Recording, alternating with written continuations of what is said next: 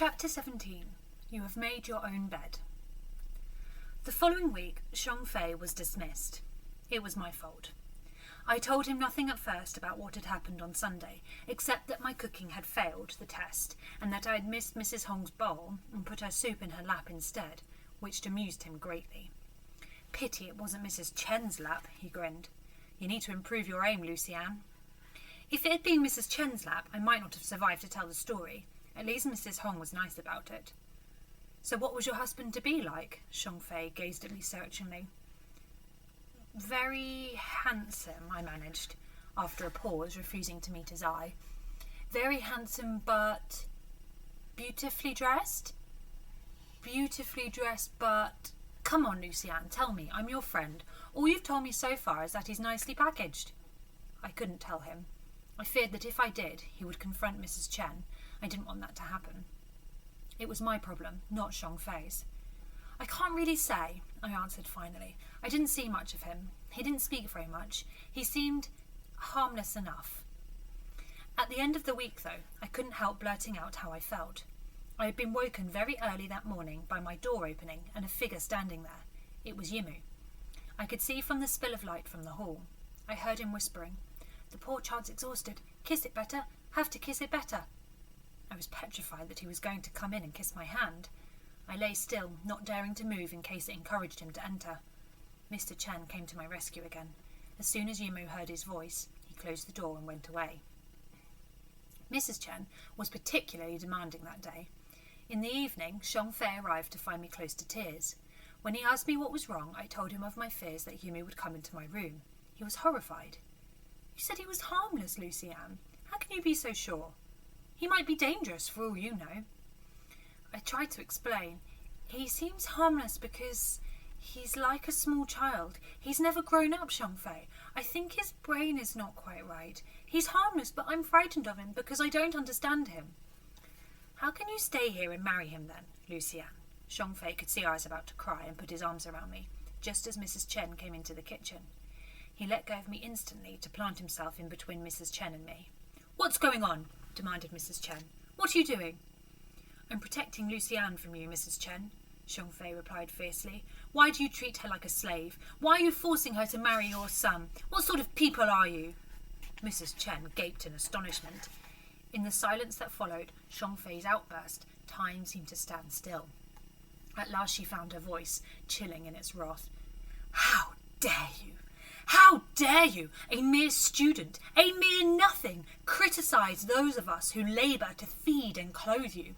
You will finish making our meal, then you will leave, for good." "No, Mrs. Chen," Shang Fei retorted. "I will not finish making your meal. I am leaving now. I will not work for people who mercilessly exploit young children. I only hope that Lucianne will find a way to escape your clutches. She deserves better." "Then you will leave without pay," snarled Mrs. Chen. As he headed for the door, Shang Fei turned and said, "I'm sorry, Lucianne. I will try to find help for you." But even as he said it, I realised that there was nothing he could do. Mr. and Mrs. Chen were powerful people. They would know how to deal with anyone who questioned my status within their household. Things deteriorated even more from that time onwards. Mrs. Chen was incensed by what she considered the treachery of her pet chef and my role in his departure. She quickly replaced Shang Fei with a much older man, who was under strict instructions to keep me in my place and only to talk to me if necessary, to tell me what to do.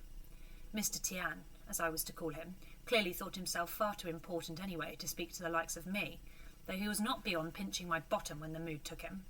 When he arrived in the evenings, he often smelled of alcohol and left mess all over the kitchen, which he expected me to clean up. Mrs. Chen made me work harder than ever.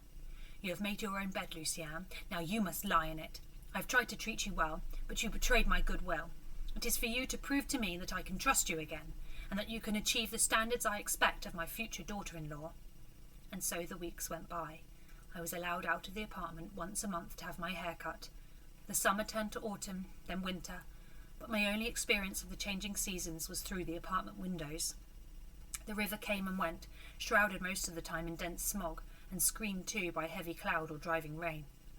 I struggled to hang on to the idea that it might one day take me home. No task was too menial. I disinfected toilets, scrubbed floors, cleaned windows, laundered underwear, ironed sheets, on top of my original kitchen and light housework duties. I learned to get on with my work, to avoid any confrontation that might aggravate Mrs. Chen still further. I stopped looking in my bedroom mirror. The alien being who stood there was nobody I knew. Sundays were the worst. The meals I cooked always failed to live up to Mrs. Chen's high expectations, and Mr. Tien made no effort to help me. On top of that, I didn't know how to deal with Yimu. He would gaze at me with fascination, as though I was some kind of rare species. He never spoke directly to me, but often talked about me in my presence. One day, he asked Mrs. Chen if I could stay with them forever and ever. Mrs. Chen replied then that would be my decision, and glared at me tight-mouthed in case I should dare to contradict her. Another day, Yimu looked at me all glassy-eyed, then leant across the table to Mrs. Hong and whispered, "Don't tell anyone, Grandma, but I love Lucy Ann. She is so beautiful. One day I will marry her, and then she'll never, never, never, never, never go away."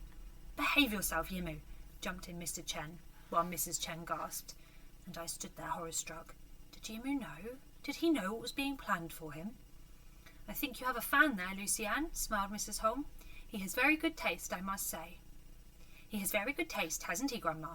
Yimu nodded. "That's enough!" thundered Mrs. Chen. "Stop encouraging Mother. He doesn't know what he's saying." "He doesn't know what he's saying," repeated Yimu. I disappeared back to the kitchen and sobbed. Mrs. Hong saw what was happening to me. Occasionally at mealtimes, I would catch her look of consternation as she glanced in my direction. "Are you sure you're not overworking this child?" she asked from time to time.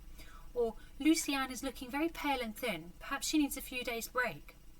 But on seeing his wife's pursed lips, Mr. Chen would reply, "I'm sure my wife knows what she is doing, Mother. Please don't interfere."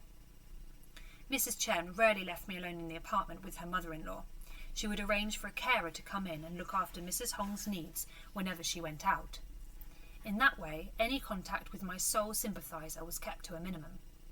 One day, though, Mrs. Chen had to go into town unexpectedly and left the two of us alone. Mrs. Hong came to find me. She pressed some money into my hand. "Take it, child. I know you're in training, but I think you should be paid for something for all that you do, even if we feed and house you." I was astonished. I could feel tears pricking the backs of my eyes. "Thank you, Mrs. Hong. That's very kind of you." Then, without thinking, I said, "I shall send it to my mother." It was Mrs. Hong's turn to be astonished. "But your mother's dead, dear." I didn't know what to say then. I muttered something about being confused and hoped Mrs. Hong would go away, but instead she said, "You're very unhappy here, aren't you, Lucy Ann?" She looked at me piercingly and continued, "She can be a little hard, my daughter-in-law. She was devastated when she discovered that her one and only child was brain damaged at birth. She has never come to terms with it, wants someone to blame, and is desperate for Yimu to be normal. Of course, he won't ever be, but he's such a sweetheart. The trouble is, my daughter-in-law simply can't cope with the burden of him." She stopped herself then and tutted, "You are only a child, and I am speaking out of turn like old women do sometimes, but I hope that by understanding her pain, you will judge her less harshly." "I miss my home," I said. "Come, I will make you tea and you shall tell me about your home." Mrs. Hong sent me to sit down in her room. I didn't protest. I needed so much just to do nothing for a few minutes. I hadn't the energy to worry about Mrs. Chen's reaction were she to find out. "Where does Yimu go during the day?" I asked when Mrs. Hong returned with a tray full of tea and cakes. "He works for his father. Simple jobs that keep him busy and make him feel important." I nodded, wondering again if this was the moment to let Mrs. Hong know of the plans being made for me. "You are full of unspoken thoughts, Lucy Ann. Tell me about your family." So I told her about father and his love of life, the way he sang as he worked, about the carp he caught, about how I taught him to read and how he was taken from us in a road accident. I told her about Lihu with his rosy cheeks, and how when father died I helped to look after him, and he helped to collect the eggs from our ducks and hens. I told her about Uncle, and how I didn't think he really approved of us, but he had had a difficult time when he was young, because he had had to bring up my father. I told her about my mother, and how hard it had been for her when father died, but how we had become an inseparable team and had managed really well, until she became ill, and there was a terrible drought and everything went wrong. Tears rolled down my face as all the memories came flooding back. I wanted my mother, I wanted Lihu. I no longer blamed him for my plight. How could I? He was just a baby. He didn't ask for this to happen. Mrs. Hong looked at me pityingly. "What happened to your little brother, Luciane?" she asked, patting me on the hand. "Is your uncle looking after him?" "I don't know," I sobbed, "but one day I will go home and find him." "Would you like me to write to your uncle?" I shook my head. "I don't want to be a burden to my family. I will go home when I am able to support them myself." "That will be soon, Luciane, I promise. You are learning fast, and your resilience will see you through." Chapter 18. You have to leave. One evening, when I had retired to my room and was on the verge of falling asleep, a furious row erupted in the apartment. I crept over to my door and tried to make out what was going on, but the voices were too muffled. Intrigued, I opened the door slightly and heard my name spoken by Mr. Chen. I heard Mrs. Hong arguing with him, saying that she wouldn't allow him to do it if that was what they were planning, that it was wrong, that she couldn't believe that a son of hers would behave in such a way. I heard Mrs. Chen telling her to be quiet and to mind her own business. Mrs. Hong retorted that it was very much her business, and that her daughter-in-law should learn some respect. Mr. Chen told her firmly that it was not her place to interfere, and that she must leave the subject alone. His words were final. A door slammed. I scuttled back to bed. Several days later, Mrs. Chen went out and left a carer in charge of Mrs. Hong. I went about my duties as usual. Before very long, though, I heard the apartment door open and close, and Mrs. Hong's wheelchair approaching. She came into the kitchen and said, "That's got rid of her. Now, Luciane, put down that saucepan and listen." I did as I was told. My daughter-in-law might take me for an old fool, but I'm not senile yet.